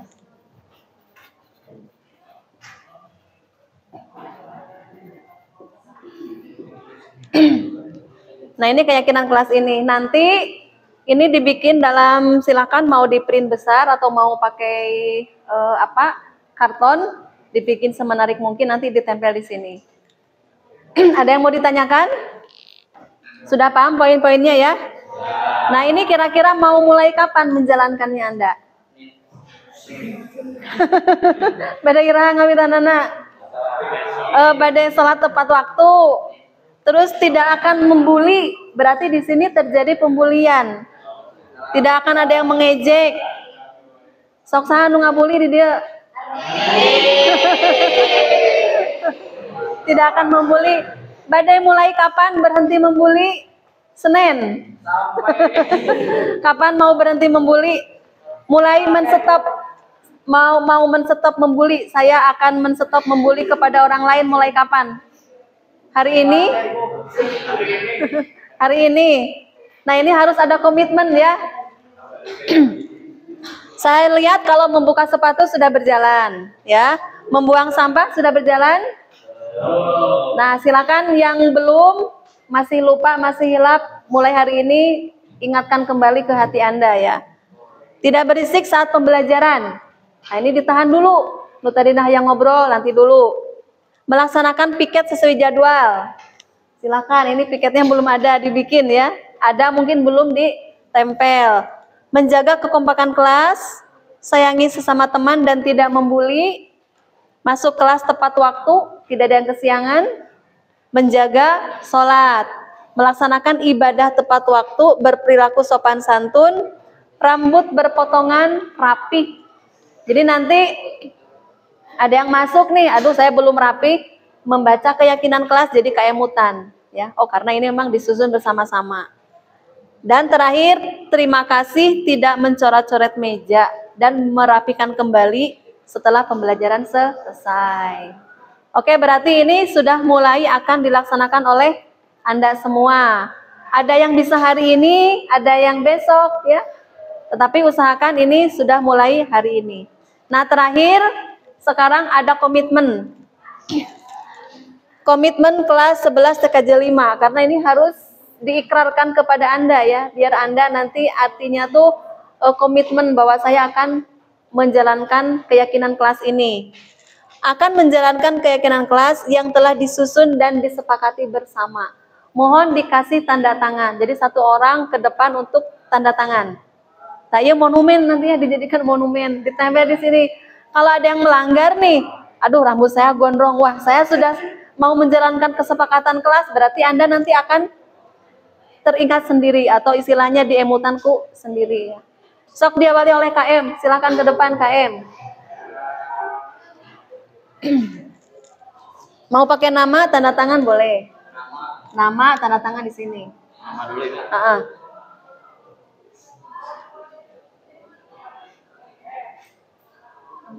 Ya, tanda tangan. Sebelum ke depan ini dirapikan dulu ya. Oke, lanjut nomor 2, Sa. Sok.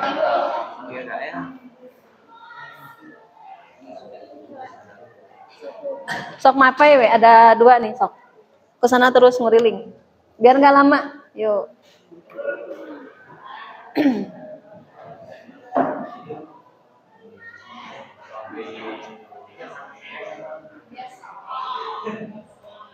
Nomor 3. Iya, Neng.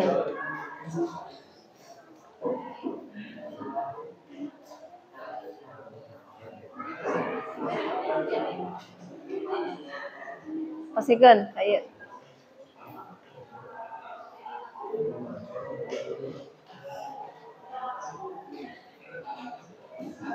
Terus, tadi tuh.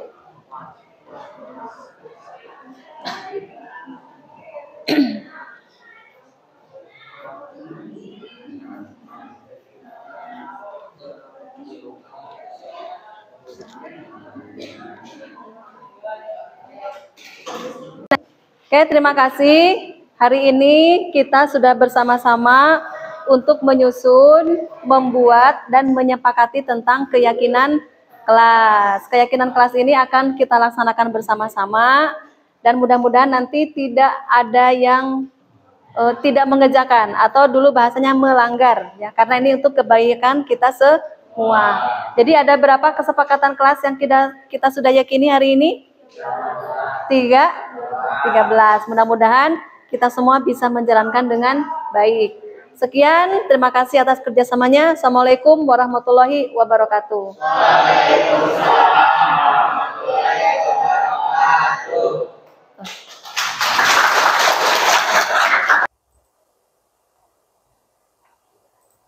Ini mungkin untuk dokumen-dokumennya.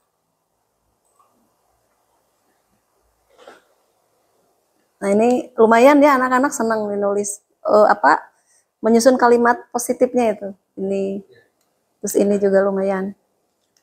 Terus ini sebelum ditulis ya, dipoto dulu. Ini yang komitmen sejumlah 26 orang. Ini poin-poinnya, keyakinan kelas.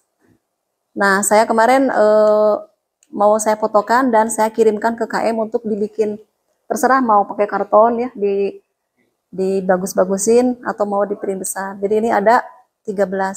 Cuma yang paling terakhir itu ini Bu, mejana seueur dicoret-coret kumahanya. Sok atuh bikin. Jadi ini terlalu panjang tuh. Sangat panjang ini ya. Terima kasih untuk tidak mencoret-coret meja dan membereskan kembali setelah pembelajaran selesai gitu. Ya nggak apa-apa, silakan kalau memang itu enak buat Anda kata-katanya itu ya. Ini. Terus mainten terakhir restitusi ya. Ini mah pengertian-pengertian mungkin ya. Jadi sebenarnya restitusi itu menciptakan kembali kondisi anak yang sudah bersalah, dikembalikan lagi ke kelompoknya sesuai karakternya dan dia sadar gitu ya. Dan dia sadar telah melakukan kesalahan. Kalau kita sadarkan, kita dikasih pilihan untuk memperbaiki, nah harapannya dia akan menjadi semakin kuat gitu. Atau semakin bagus karakternya atau tidak mengulangi lagi. 3 langkah: menstabilkan, validasi, dan menanyakan keyakinan. Ini mungkin untuk pengertiannya.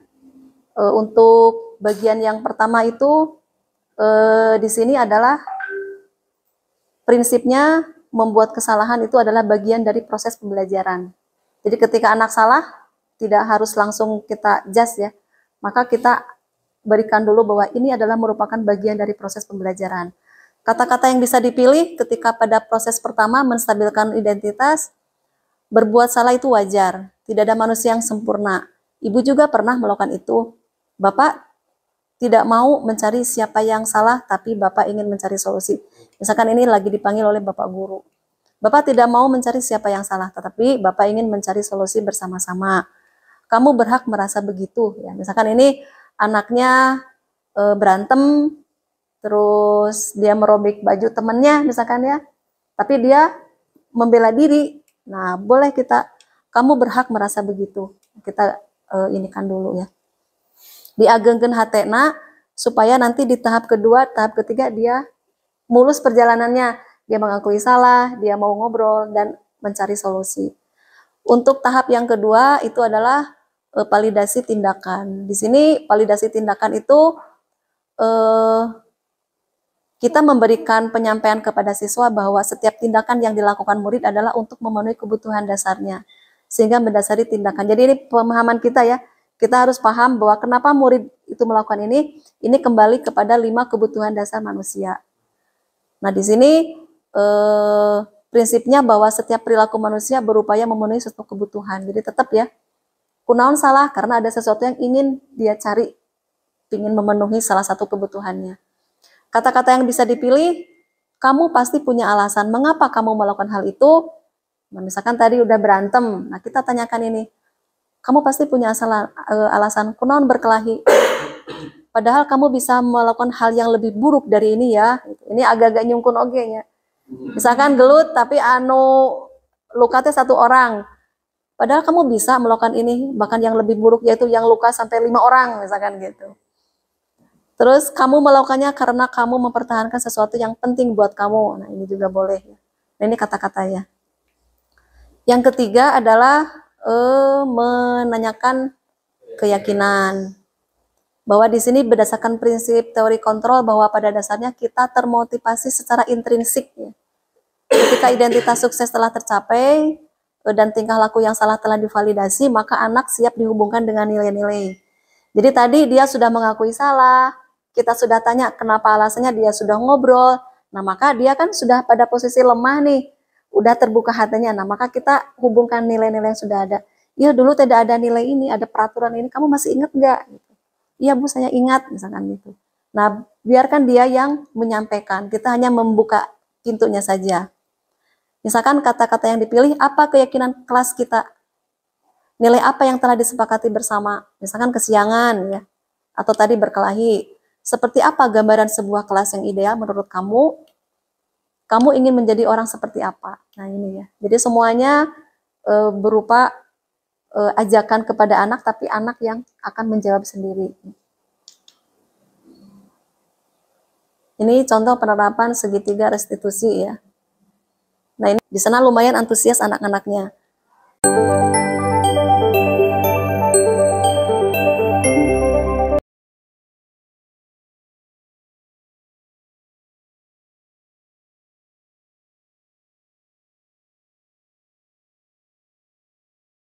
Halo, selamat pagi Ari. Selamat pagi Bu.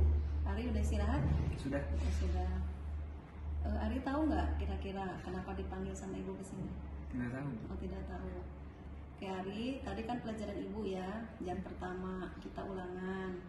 Nah, ketika proses ulangan berjalan, saya melihat bahwa Ari itu ulangannya tidak mandiri atau tidak bekerja sendiri. Artinya Ari telah mencontek dari buku. Apakah betul itu Ari? Betul Bu. Oh iya, jadi Ari tadi telah mencontek ya. Apakah itu perbuatan baik atau enggak? Enggak, Ari enggak baik gitu. ya. Oke, karena itu perbuatan enggak baik, tapi ibu juga ingin menyampaikan ya bahwa setiap manusia itu ada kesalahan, kehilafan. Nah, sekarang ibu tidak akan mau mencari siapa yang salah ya. Kita mencoba untuk mencari permasalahan ini solusinya bersama-sama. Kalau boleh tahu Ari, kenapa tadi ulangannya mencontek kira-kira? Jadi semalam itu Bu, Ari itu ngebantu orang tua, soalnya bantu-bantu orang tua, Ari juga enggak terlalu ada waktu buat ngafalin, sehingga Ari juga kepaksa buat lihat buku pas ulangan. Pas ulangan. Oh, jadi Ari tidak ada persiapan ya untuk belajar karena di rumah waktunya digunakan untuk membantu orang tua. Tapi kalau alasannya sih emang bagus ya membantu orang tua. Mungkin yang perlu dilihat ini manajemen waktunya Ari mungkin ya. Oke Ari, jadi saya udah tahu masalahnya, berarti Ari memang karena membantu orang tua di rumah. Oke Ari, kalau kita dulu waktu awal semester kan sudah membuat kesepakatan kelas ya. Iya. Ada yang ingat nggak kira-kira apa saja itu kesepakatan kelas? Ada Ibu, kejujuran, tanggung jawab dan mandiri. Mandiri berarti kejujuran ya. Iya. Kalau mencontek tadi jujur nggak itu? Enggak Ibu. Tidak jujur ya. Oke, karena Ari sudah ingat dengan kesepakatan kelas dulu. Nah, untuk masalah ini nanti ketika Ari akan ada ulangan, Ari mau bagaimana? Ari akan berusaha untuk meluangkan waktu sehingga tidak terlalu keteteran untuk ulangan besoknya. Ulangan besok, jadi mau dipersiapkan. Ya. Ya. Jadi nanti kalau ulangan mau mandiri. Mandiri. Berarti jujur ya, Ya. tidak akan. Oke, berarti Ari sudah menyadari ya apa yang telah diperbuat tadi dan akan berjanji untuk memperbaiki, dan kalau ada ulangan akan dipersiapkan di rumah waktunya. Dan ini juga mudah-mudahan terjadi dengan pelajaran yang lain ya, tidak hanya pelajaran ibu. Kalau ada ulangan dipersiapkan sebaik mungkin di rumah. Oke Ari, terima kasih. Hari ini kita sudah mencari solusi ya atas permasalahan Ari. Jadi Ari akan memperbaiki sikapnya, akan lebih mempersiapkan untuk belajar kalau ada ulangan, dan nanti Ari akan mandiri dan jujur tanggung jawab ketika ada ulangan. Begitu mungkin ya Ari ya. Oke, terima kasih Ari ya. Sama-sama Ibu. Nah, mudah-mudahan Ari jujur, mandiri dan tanggung jawab. Amin. Oke. Terima kasih. Sekarang boleh ke kelas kembali. Terima kasih Bu. Yuk, mangga. Assalamualaikum warahmatullahi wabarakatuh. Sebelumnya saya ucapkan terima kasih kepada Ibu Inayah yang telah membantu saya mencari permasalahan bersama-sama, yaitu mencari solusi ketika saya mencontek. Kedepannya saya akan berubah dan saya tidak akan melakukan kesalahan tersebut, dan saya akan mengerjakan ulangan secara jujur. Terakhir, mungkin kita sudah semuanya ya 7 poin. Meskipun seadanya. Penutup, dalam penerapan program disiplin budaya positif, hendaknya guru memiliki standar kepribadian, profesional dan sosial yang baik, di mana guru mampu merefleksi dalam posisi kontrol saat ini. Ya. Jadi tetap ini kepribadian, profesional, sosial harus ada di kita ya. Bagaimana perjalanan dirinya sebagai among atau manajer yang menuntun murid-muridnya menjadi insan yang mandiri, merdeka dan tanggung jawab. Ini diambil dari Standar Nasional Pendidikan yang dalam bukunya Ki Hajar Dewantara. Ya. Jadi di sini tetap bahwa kepribadian, profesional, sosial harus kita kedepankan dalam menerapkan disiplin positif. Itu saja mungkin dari saya. Oh ya, dari saya pemaparan untuk kali ini terkait dengan disiplin positif. Dan selanjutnya kami persilakan kepada Wakil Kepala Sekolah Bidang Kesiswaan yang mewakili Bapak Kepala Sekolah untuk memberikan refleksi dari kegiatan diseminasi hari ini. Silakan. Mantap.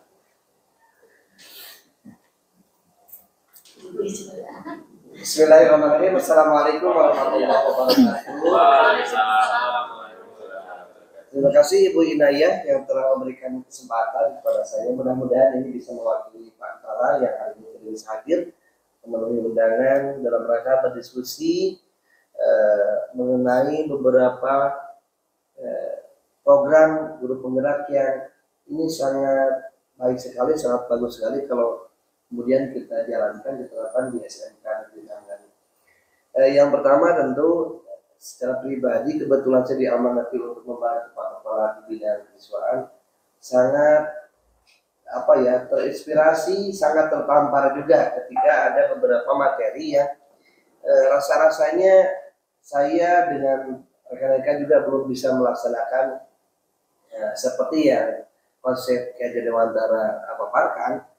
Pertama mengenai posisi kontrol kita menghadapi berbagai masalah di anak. Selama ini memang kita ambigu ya. Bisa jadi secara kalau kita evaluasi, saya lebih banyak di posisi penghukum, pemberi bersalah, dan belum sampai ke posisi manajer. Sekalipun tentu pada diskusi tadi kita mendengarkan bisa saja posisi ini terbalik juga bisa sehubungan dengan berbagai karakter siswa yang ada di sekolah kita yang cukup banyak. Namun tentu ini harapan kita bisa kita sedikit demi sedikit kita terapkan sehingga siapapun di antara kita, terutama tentu sebagai guru yang menjadi among teladan di hadapan siswa, tetap memberikan muhasabah atas segala kehilapan yang pernah terjadi di siswa. Yang kedua, di bagian akhir tentu saya secara pribadi juga memberikan apresiasi kepada Ibu Inayah yang luar biasa. Mudah-mudahan program guru penggeraknya diberikan kelancaran, kemudahan. Amin. Dan tentu bukan hanya sebagai wacana ya, bisa jadi mudah-mudahan kita nanti bisa sama-sama usulkan ke pimpinan bagaimana penyusunan keyakinan kelas ini bisa diterapkan di sekolah kita, tentu melalui wali kelas ya Bu ya. Ya. Kalau tadi Ibu menyampaikan tentu sebagai sebagai percobaan dan ternyata hasilnya sangat positif ya di hadapan anak. Tentu nanti bisa kita terapkan oleh wali kelas semuanya sehingga siapapun nanti yang khilaf dan melakukan pelanggaran kita bisa bertanya keyakinan yang sedang kamu tulis kepada siswa apa yang kamu langgar. Insya Allah ini mudah-mudahan menjadi berkah bagi kita, terutama untuk rekan-rekan Bapak dan Ibu yang tengah mengikuti program guru penggerak ini sehingga menjadi agen perubahan yang positif di SMK Negeri Nanggaru.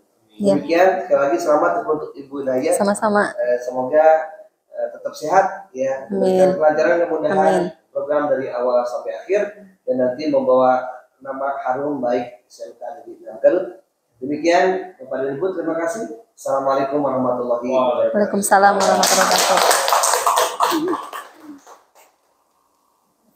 Terima kasih Pak Haji Habibie yang sudah menyampaikan refleksinya. Mudah-mudahan apa yang beliau sampaikan bisa kita laksanakan bersama-sama, kita wujudkan di SMK Negeri 6 Garut ini. Sekian dari saya, mohon maaf jika ada kekurangan. Assalamualaikum warahmatullahi wabarakatuh.